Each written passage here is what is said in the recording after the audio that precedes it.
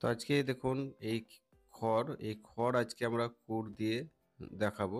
তো এখানে সমস্ত ভিডিও দেখাবো না, আমরা মেন পয়েন্টটা দেখাবো কিভাবে কোনাটা ঠিক করতে হয় খড়ের।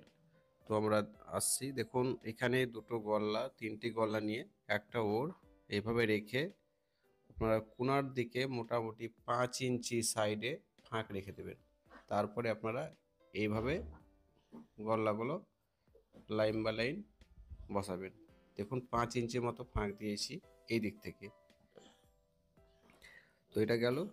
তো এরপর থেকে যে খ্যারের এই দিকে যে ভর্নাটা দিয়েছিল সাইডে, দেখতে পাচ্ছেন এই দিক থেকে, এটা আপনার সাইডে ওই মুখটা গেল, আর ওই দিক থেকে এই সাইডে ভর্নাটা দিচ্ছে। ঠিক সাইড থেকে দেখলে এরকম দেখা যাবে। আর যদি কুড়ের কোনো সাইড একটু বেরিয়ে যায়, তো সেটাকে পিটনের সাহায্যে আমরা সোজা করে দেবো। তো এখন এই কোনাটা কিছু ভুলের জন্য এই জায়গাটায় বেশি বোঝা যাচ্ছে। তো যে আমরা যেটা দিচ্ছি সেটা হচ্ছে ঠিক দুটো গল্লাকে, তিনটে গল্লাকে এভাবে রেখে আর একটা গল্লা এইভাবে প্রসেস করে আমরা বসাবো।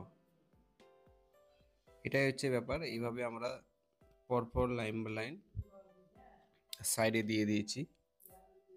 তো আগে এই সাইডটা না দিলে আমাদের ওই যে খ্যারের বা খড়ের সেই খ্যারের ভর্নারটা আমাদেরকে দেওয়া যাবে না। তো সেই জন্য আমরা দেখুন এই লাস্টে এদিকে আগে আগে প্রথমে কিন্তু এটা আমরা রেখে দিয়েছি। এটা লাস্ট প্রান্তে আগে এই দিক থেকে এইভাবে জমায়েত করতে হবে। এটা খুবই ইজি, আপনারা দেখলে বুঝতে পারছেন। তো দেখুন এই দেখুন সেই একই, মোটামুটি এরকম ফাঁক রাখা ভালো। আর এটা টানা দেওয়ার কারণ হচ্ছে যাতে গল্লাগুলো না পড়ে যায়, সেই জন্য। তারপরে এই দু সাইডে দেখুন দেওয়া হয়ে গেছে।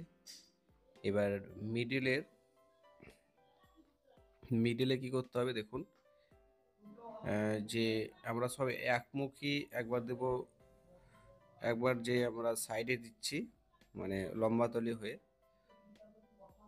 ওই সাইডটায় দিয়েছি, আর এদিকে দেখুন এই সাইডটা দিচ্ছি। মানে প্রথমে আমাদের সবসময় দু সাইডে যে কর্নার আছে সেই কর্নারে আমরা একটু ফাঁক রেখে আমাদেরকে এইভাবে লাইনটা করে নিতে হবে।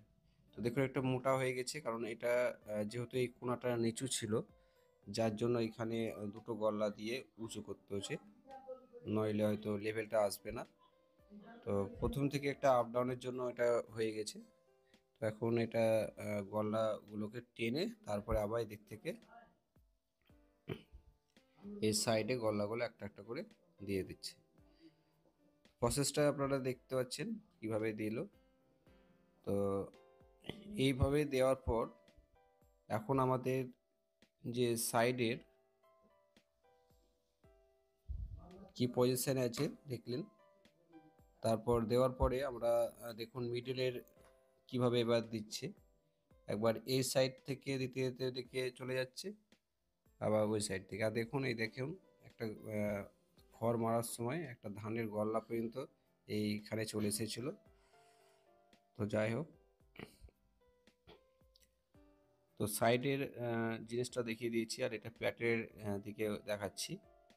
মানে দু সাইডের যে মাহাজ অংশ, ঠিক এইভাবে আপনাদেরকে খেয়ার স্টেপ বাই স্টেপ দিতে হবে। তো ওইভাবে দেওয়া হয়ে গেছে।